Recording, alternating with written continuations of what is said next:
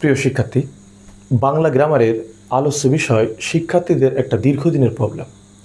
আশা করা যায় এই ভিডিওটা মাত্র 3 থেকে 4 মিনিটের ভিতরে আপনাদের সেই সমস্যা থেকে মুক্ত করবে। তো আসুন আমরা ইনফর্মাল পদ্ধতিতে কিভাবে বাংলা ব্যাকরণের আলোচ্য বিষয় শেখা যায় সেটা দেখি। তো শুরুতে দেখুন আছে বাংলা ব্যাকরণের একটি আলোচ্য বিষয়, নাম হচ্ছে ধ্বনিতত্ত্ব। আপনারা জানেন ধ্বনি শব্দের ইংরেজি হচ্ছে ফোন।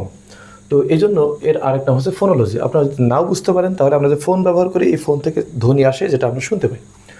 তো এখন এইটা বোঝার সহজ উপায় হচ্ছে আপনি ধ্বনিতত্ত্বের পুরো আলোচনায় দেখতে পাবেন প্রায় সবগুলোতে ধ্বনি কথাটা আছে অথবা ধ কথাটা আছে। তো বিশ্বাস না হলে দেখুন, 1 নম্বর ধ্বনি, 2 নম্বর ধ্বনির উচ্চারণ, 3 নম্বর ধ্বনির উচ্চারণ স্থান, 4 নম্বর ধ্বনি পরিবর্তন, 5 নম্বর ধ্বনির বিন্যাস, 6 নম্বর ব্যঞ্জন ধ্বনি বৈশিষ্ট্য, 7 নম্বর ধ্বনি দল, 8 নম্বর সন্ধি, এখানে ধ আছে, 8 নম্বর নত্ব বিধান, সত্য বিধান।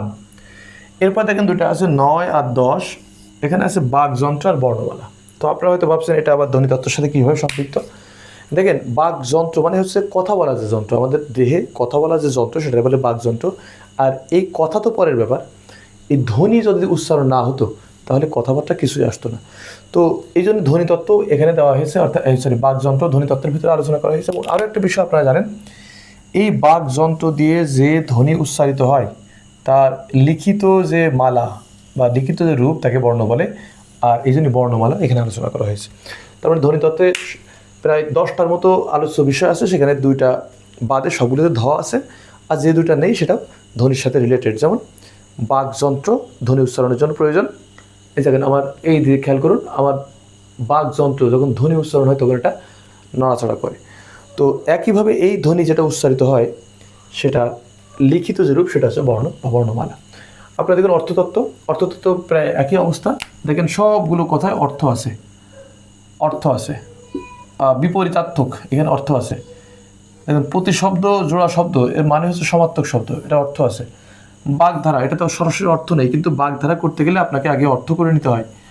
যেমন 18 মাসে বছর, দীর্ঘসূত্রিতা, তারপরে কিন্তু এটা অনুবাদ করতে হয়।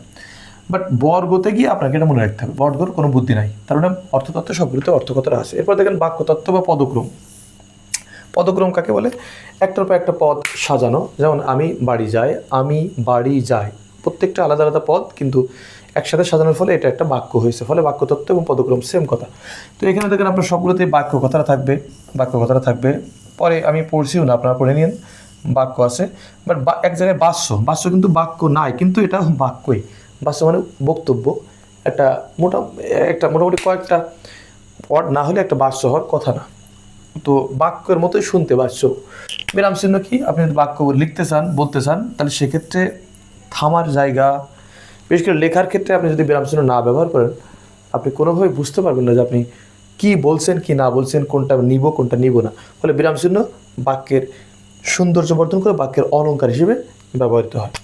কারক আছে, দেখেন কারক আপনি কখনোই কারক করতে পারবেন না যদি এটা বাক্য আকারে আপনি প্রকাশ না করেন। যেমন তিলে তৈল আছে, তো তিলে তৈল আছে একটা বাক্য, আপনি বাক্যে যতক্ষণ না আসছে ততক্ষণ পর্যন্ত কারকের কোনো সুযোগ নেই। এরপর দেখুন উক্তি, তো উক্তি আপনি কিরকম করে করতে পারেন বাক্য না বললে। ফলে উক্তি ও বাক্যতত্ত্বের আলোচনা। এরপর দেখেন আছে অভিধান তত্ত্ব ইংরেজি হচ্ছে লেক্সিকোগ্রাফি, আমরা অর্থতত্ত্ব ইংরেজি হচ্ছে সিমেন্টিক্স, বাক্যতত্ত্ব হচ্ছে সিনট্যাক্স, এটা মুখস্থ রাখতে হবে। আর অভিধান তত্ত্ব হচ্ছে লেক্সিকোগ্রাফি। অভিধান তত্ত্ব হচ্ছে যেখানে যারা কবি সাহিত্যিক, যারা লেখার ক্ষেত্রে ছন্দ বা অলংকার এগুলো খুঁজে বের করতে চায়, তার আগে এই অভিধান তত্ত্বে একটু ঢু মারে আর কি। তো আমরা এখানে অনেক কিছু দেখলাম। প্রায় সবগুলোই ধ্বনিতত্ত্ব। এর বাইরে আছে নত্ব বিধান, সত্যবিধান, বাকযন্ত্র, বর্ণমালা, এগুলো অর্থ যেখানে আছে সবগুলো অর্থতত্ত্ব। বর্গবাদে পদক্রম বা বাক্যতত্ত্ব সবগুলো বাক্য আছে। উক্তি আর আপনার কারকে সরাসরি বাক্য কথাটা নাই। এরপরে অভিধান তত্ত্ব দেখলেন, তাহলে বাকি থাকে কি? যেমন বাকি থাকে অনেকগুলোই, পদ প্রকরণ, সমাস, উপসর্গ, অনুসর্গ, এরপরে বচন, লিঙ্গ, দ্বিরুক্ত শব্দ ইত্যাদি আরও অনেক জিনিস থাকে যেগুলো আমরা এখানে পাইনি। তো সেগুলো তাহলে উপায় কি? সবগুলো আলোচনা করা হয়েছে ধ্বনিতত্ত্বে, শব্দতত্ত্ব বা রূপতত্ত্ব। আপনারা যদি দেখেন শব্দতত্ত্ব বা রূপতত্ত্ব, এর ইংরেজি নাম হচ্ছে মরফোলজি। তো আমরা সহজেই বুঝতে পারলাম যে বাংলা গ্রামারের আলোচ্য বিষয়ের ভিতরে ধ্বনিতত্ত্ব, অর্থতত্ত্ব, বাক্যতত্ত্ব এবং অভিধান তত্ত্বের বাইরে যেগুলো আছে সবগুলোই আলোচনা করা হয়েছে রূপতত্ত্ব বা শব্দতত্ত্ব। তাহলে আপনার কাছে এখন যদি জিজ্ঞেস করা হয়, বলেন তো সমার্থক শব্দ কোথায় আলোচনা, আপনি এই যে অর্থ পেয়েছেন। আচ্ছা, আপনাকে যদি জিজ্ঞেস করা হয়, বলেন তো ধ্বনির বিন্যাস, আপনি সহজে বুঝতে পারবেন। বলেন তো আপনি বাচ্য কোথায়, বলেন তো আপনি পদ কোথায়।